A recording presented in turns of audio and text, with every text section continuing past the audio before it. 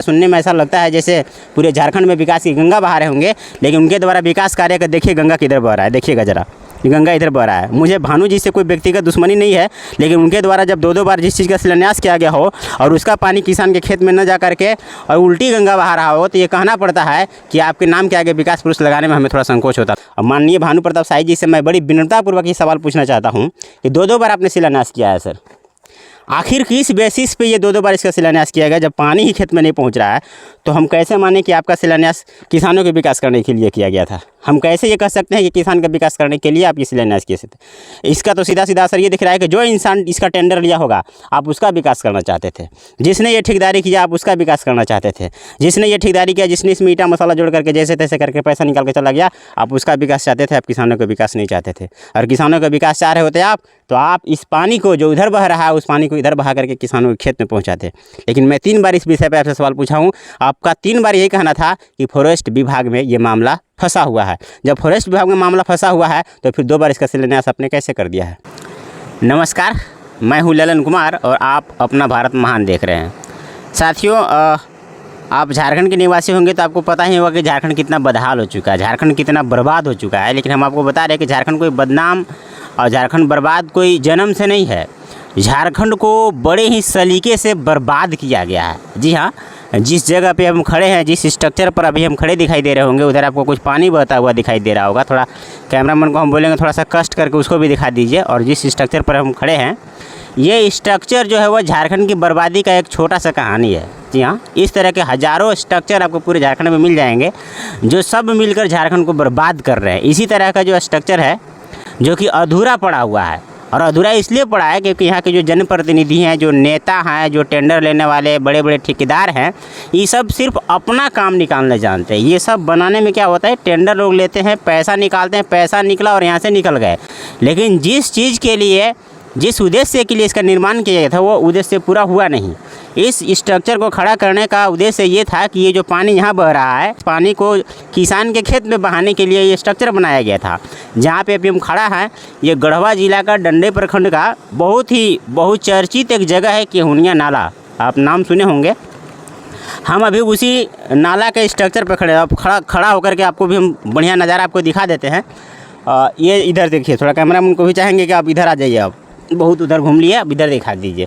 पानी आप देख रहे हैं तो इधर पानी बह रहा है। उस पानी को ये वहाँ पर एक पुल आपको दिखाई दे रहा होगा, हल्का सा छिद्र दिखा दीजिएगा, जूम करके साथ दिखा सकते हैं। तो उसके ज़रिए इस पूरे पानी को, इस पूरे नदी का जो पानी था, एक आवश्यक मात्रा में जो पानी चाहिए था, उस पानी को पहुँचाना था किसान के खेत में, जिससे कम से कम 20 गांव सिंचित होने वाले थे। इस केहुनिया नाला का शिलान्यास 2 बार किया गया है। ध्यान दीजिएगा सर, 2 बार इसका शिलान्यास किया गया है। एक बार 2008 शायद था और एक बार 2016 में। और दोनों बार शिलान्यास करने वाले कोई और नहीं है, विकास पुरुष भानु प्रताप शाही जी हैं। सुनने में ऐसा लगता है जैसे पूरे झारखंड में विकास की गंगा बहा रहे होंगे, लेकिन उनके द्वारा विकास कार्य का देखिए गंगा किधर बह रहा है। देखिएगा जरा, गंगा इधर बह रहा है। मुझे भानु जी से कोई व्यक्तिगत दुश्मनी नहीं है, लेकिन उनके द्वारा जब दो बार जिस चीज़ का शिलान्यास किया गया हो और उसका पानी किसान के खेत में न जा करके और उल्टी गंगा बहा रहा हो, तो ये कहना पड़ता है कि आपके नाम के आगे विकास पुरुष लगाने में हमें थोड़ा संकोच होता है सर। ये पुल के जरिए पानी को पहुँचाना था किसान के खेत में, लेकिन ये पानी यहीं रह गया। और दुर्भाग्य की बात यह है कि इसका शिलान्यास 2 बार किया गया है और 2 बार निश्चित तौर पर जनता का पैसा निकाला गया होगा। और जनता का पैसा निकाल करके, जो पैसा निकाले हैं वो लिपापोती करके यहाँ से निकल गए, लेकिन जनता के खेत में अभी तक पानी नहीं पहुँचा। ये पूरा का पूरा जो स्ट्रक्चर है सिर्फ और सिर्फ लोगों का मनोरंजन का साधन बनकर रह गया है। किसानों के खेत में एक बूंद पानी नहीं पहुँचा है। और जहाँ तक हमें जानकारी है कि इसमें करोड़ों रुपये खर्च किए गए हैं। बताइए वो करोड़ों रुपये किसका था? भानु प्रताप शाही जी जो 2 बार शिलान्यास किए हैं, हम आप ही से पूछना चाहेंगे, आखिर ये करोड़ों रुपए किसका था? पूछेंगे, पूछना तो पड़ेगा। ज़रा देखिएगा, ये बना करके छोड़ दिया गया है। एक बूंद पानी भी आपको इधर दिखाई नहीं देगा, जो कि इधर पानी के धारा बहनी चाहिए थे। ये पानी का धारा बहते बहते किसानों के खेत में जाना चाहिए था, लेकिन ये सूखा हुआ जगह बता रहा है कि भ्रष्टाचार की भेंट चढ़ गया है ये केहुनिया नाला।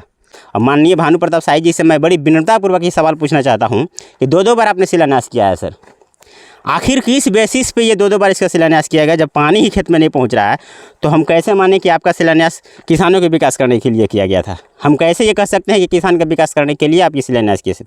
इसका तो सीधा सीधा असर ये दिख रहा है कि जो इंसान इसका टेंडर लिया होगा आप उसका विकास करना चाहते थे, जिसने ये ठेकेदारी किया आप उसका विकास करना चाहते थे, जिसने ये ठेकेदारी किया, जिसने इसमें ईंटा मसाला जोड़ करके जैसे तैसे करके पैसा निकाल के चला गया, आप उसका विकास चाहते थे, आप किसानों का विकास नहीं चाहते थे। और किसानों का विकास चाह रहे होते आप तो आप इस पानी को जो उधर बह रहा है उस पानी को इधर बहा करके किसानों के खेत में पहुंचाते।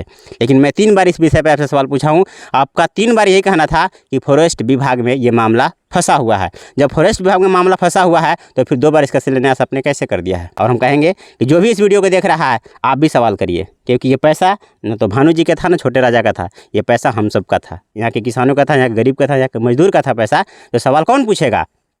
सवाल पूछना आपका पूरा हक है कि ये सब जो बनाए क्यों बनाए थे, किसके लिए बनाए थे? आखिर किसान के खेत में पानी नहीं पहुँचा तो बनाने का क्या मतलब है? विकास यदि अंतिम व्यक्ति तक नहीं पहुंचता है तो उसे हम विकास कह नहीं सकते हैं। फॉरेस्ट विभाग का परमिशन जो नहीं मिल रहा है, जो विधायक जी कहते हैं, तो विधायक जी भी सरकार का ही होते हैं, फॉरेस्ट विभाग सब सरकार का ही है। सरकार मतलब जनता का ज़मीन, चाहे जंगल का हो चाहे पानी का हो, वो सब के सब ज़मीन जनता का होता है। अगर उसको कंप्लीट कर दिया जाता तो कुछ नहीं करना था। दिखाइएगा जरा, ये जो नट लगा हुआ है इसको हम लोग क्या बोलते हैं, इसको फाटक बोल सकते हैं। केवल नट को ऊपर घुमाना था, वो फाटक ऊपर उठता, ये जो सारा पानी दिख रहा है ये सारा का सारा किसान के खेत में सीधा पहुंचता। लेकिन अफसोस लगातार बार बार विधायक जी से, मंत्री जी से कहने के बाद भी कोई सुनने को तैयार नहीं है। और जिस पानी को हमको खेत में पहुंचना चाहिए था वो सीधे नदी में जाकर समुद्र में मिल रहा है, जिससे हमको कोई फ़ायदा होने वाला नहीं है।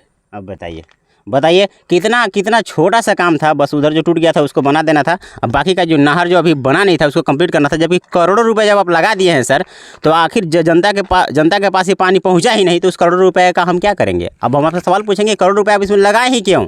और आप करोड़ों रुपये इसमें लगा दिए हैं, आपसे कोई पूछ रहा है क्योंकि आपसे लोग डरते हैं। लेकिन हम डरने वाले नहीं हैं, क्योंकि हम जानते हैं कि हमारे बाप दादाओं का इसमें पैसा लगा है।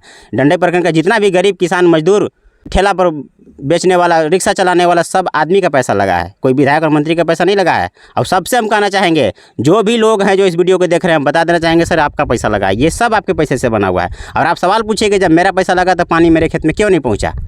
ये क्यों टेंडर वाले का सिर्फ बेनिफिट का एक साधन बन के रह गया, टेंडर वाले का कमीशन का साधन बन के रह गया, आपके बेनिफिट का चीज़ नहीं बन सका? ये पूछने का ज़रूरत है आपको। तो कैमरा पर्सन ओम प्रकाश जी के साथ और अपने दोस्त शशि भूषण के साथ मैं ललन कुमार, अपना भारत महान। जय हिंद।